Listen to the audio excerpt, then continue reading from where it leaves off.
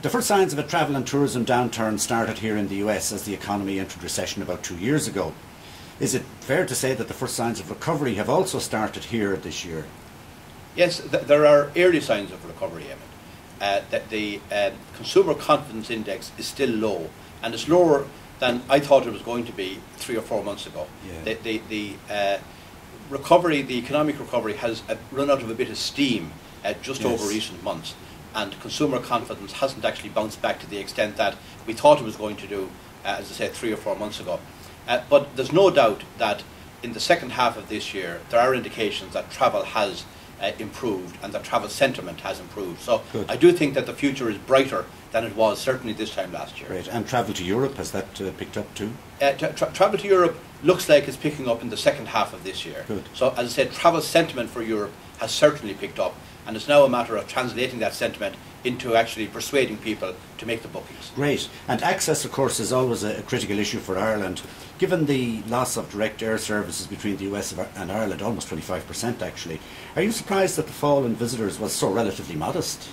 I'm not surprised, Eamon. No, I am not surprised. The outbound travel market from Ireland has actually not performed well. The outbound travel market to the United States. Correct. So there was not a seat shortage in the current year, so it didn't actually depress travel in terms of that there wasn't enough seats. But one of the effects of the reduction, the very significant reduction in the number of seats over the past 2 years, as you say, almost 25%, has resulted in considerably higher fares during the peak season. And there is a chicken and egg, and it's hard to know sometimes where is the chicken and where is the egg.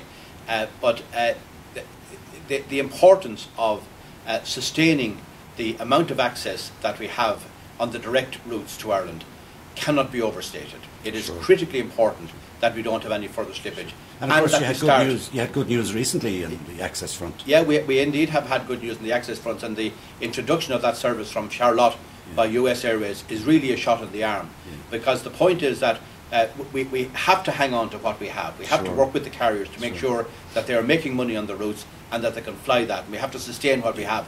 But then we also have to start rebuilding.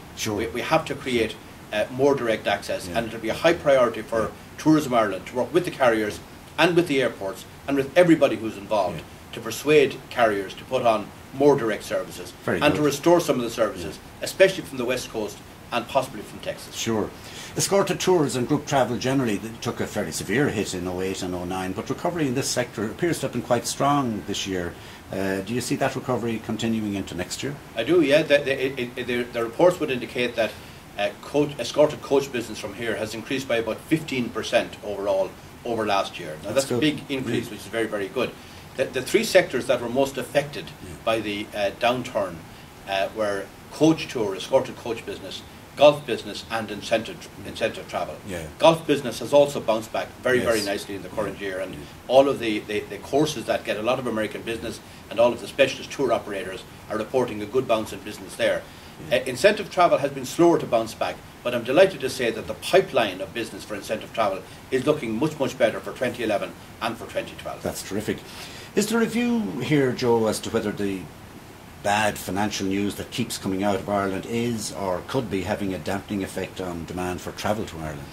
I suppose I'd have to answer it in two ways, Eamon. You'd wish that there wasn't such bad news. Indeed. And it certainly doesn't help. Sure. But we are in the business of persuading people to go to Ireland because it is such a wonderful vacation destination. And therefore we have to make sure that the messages that we put out are about fun and engagement and spontaneity. And it's just telling the truth, reminding people that Ireland is a superb vacation destination. And I'm not making that up. As you know, the satisfaction levels of American visitors who go to Ireland are through the roof. Something in the high 90s are saying that it either matched or exceeded their already very high expectations.